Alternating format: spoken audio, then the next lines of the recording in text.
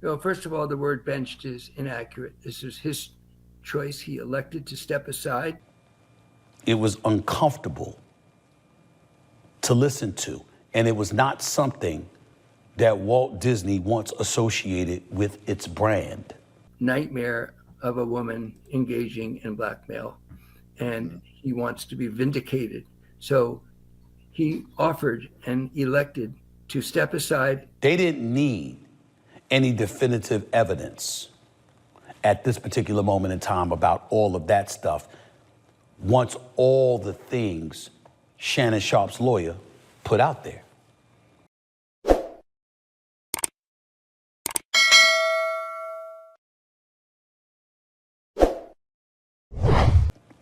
And so when the news came down that he and ESPN had mutually agreed that he would need to come off the airwaves of ESPN, it was a blow to the show, a blow to me personally, because I'm gonna miss him. But it was not a surprise. So you're not going to settle. Let's talk about ESPN. Yes, please. That's owned by the mouse. Clean cut, whatever. It's Mickey Mouse Kids. It's owned by Disney. Stephen A. Smith speaking on the Stephen A. Smith show, speaking about the bosses are looking into this and they'll make their decision on which way to go after they've done their review of the case. And I'm like, hey, yo, so we knew something was pending. Shannon Sharpe to be benched by ESPN's first, Disney, ABC, whatever. Disney owns ABC and ESPN. So Shannon Sharpe to be benched by ESPN's First Take amid, R-word lawsuit, $10 million settlement offer. That's what I want to talk to you about. So first, you're concerned about ESPN. Does this mean permanently? Does this mean that they're backing away from him? Because they say pending a further investigation. Well, first of all, the word benched is inaccurate. This is his choice. He elected to step aside.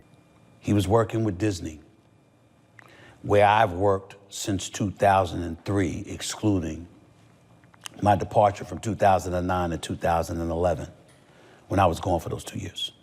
Outside of that, I've been at Disney since October of 2003.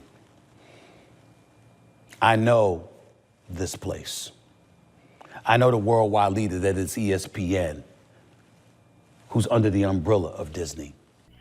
For now, to take care of his family and to deal with this terrible nightmare of a woman engaging in blackmail. And he wants to be vindicated. So he offered and elected to step aside at least up to the early pregame season for the NFL, and then he will return. So that was his choice, and ESPN respected that decision. And it wasn't difficult for me to figure out what was transpiring.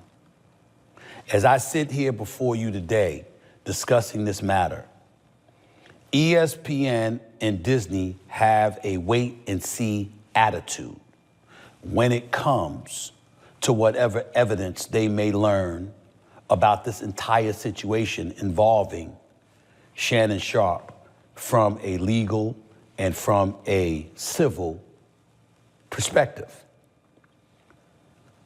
What they didn't need, as it pertains to those two things that I just mentioned, they didn't need any definitive evidence at this particular moment in time about all of that stuff once all the things Shannon Sharpe's lawyer put out there.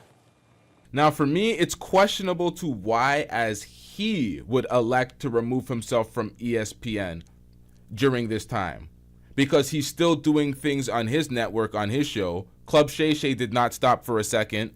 Nightcap, I don't know if he's still streaming, but he was covering the NFL draft. Had 29,000 motherfuckers in there watching.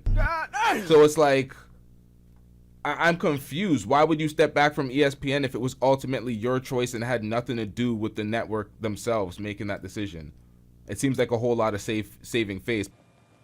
It was uncomfortable to listen to, and it was not something that Walt Disney once associated with its brand. So to have him on the airwaves while all of that stuff was put out there was not something that Disney was going to take. That is what I mean when I say I am not surprised. How is he doing?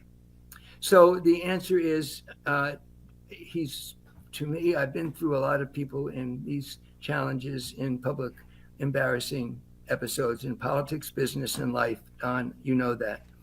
I think this man is courageous and has shown the honesty and the courage to go on camera, look into the camera, and tell the truth. And when he finally asked me whether I thought he should do something like that in the middle of a lawsuit, most lawyers would say, of course not. You made something that will hurt you in the lawsuit. My answer was, Shannon, tell the truth. You can't lie into a camera. People see it very quickly. You've got to tell the truth. And what he said. For me, I'll be like, my nigga, why are you saying this? What the fuck are you saying this? Why are you acting like you are pressing me for the truth? Like I'm gonna bring my stupid ass up on camera and lie to these motherfuckers. You're acting like you're pressing me. Tell the truth, Shannon. It's like, bro, shut up. What do you think I'm doing out here? Why are you telling this to the folks? Acting like I'm some sort of fucking liar out here. Like, I don't like this part of the speech. Tell the truth, Shannon. Come on, man. Lawyer, you're fired, man. My answer was, Shannon, tell the truth. You can't lie into a camera. People see it very quickly. I hope Club Shay Shay and Nightcap and all of these other things that he's associated with, that he continues to thrive in his life and move forward. And whatever mistakes he may have made along the way, I'm not talking from a legal or civil perspective, I'm talking about in his eyes or that of others, whether it be moral or something else. I hope that he corrects whatever he feels he needs to correct and he moves forward. You've got to tell the truth. And what he said in that camera, I ask everybody, you ask yourself, when a jury's seeing him, when we filed our lawsuit against her, or when you see this Instagram, is this man honest? And does this make sense that after she's charged him a lot of money and it's always been consensual, and after this alleged forced event, she came back many times and let him in 4 different access points using her phone herself to let him in? And is this sensible that he would engage in non-consensual sex? The answer is, we are convinced a jury will say absolutely not. She is lying. Listen, I've not ever heard of, met, seen anything of a woman that was raped by a dude multiple times, 10 months apart, continued to see this dude requesting money for the cheeks, talking about jealousy as a girlfriend as he's talking about the My Michelle. This is unheard of. This is unheard of. That is Lanny, I've got it. My other guest is waiting, and I don't want to be rude, but Lanny, just real quickly, what's next? Real quick, what happens next in this case? Next is he'll be back on ESPN and stay on ESPN until the NFL season begins. There's certain behaviors and proclivities that you never have to worry about me engaging in. But most importantly than that, I often say this about Walt Disney. I'd rather work for a place with standards than one looking for them. You know why? Because lines are drawn. And I never have to worry about crossing them, because guess what? I've got something there reminding me, hold on. You don't need to do that. It's not a silo. I'm not by myself. I don't get to operate in any way that I want without having to worry about ramifications or repercussions. I always have to be concerned about that. So I'm challenged every day to come on the airwaves and think about the ramifications and repercussions of anything that I do. Constantly. And because of that, that's an additional guardrail to secure me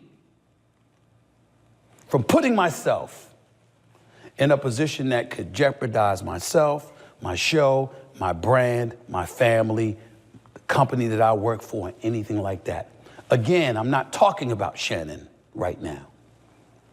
I'm talking about what people say when it comes to people like myself and others who unapologetically explain that we have people to answer to. He's dealing now with this crisis and people like me who need to help him in the courtroom. Next is the same Shannon Sharpe is the same Shannon Sharpe.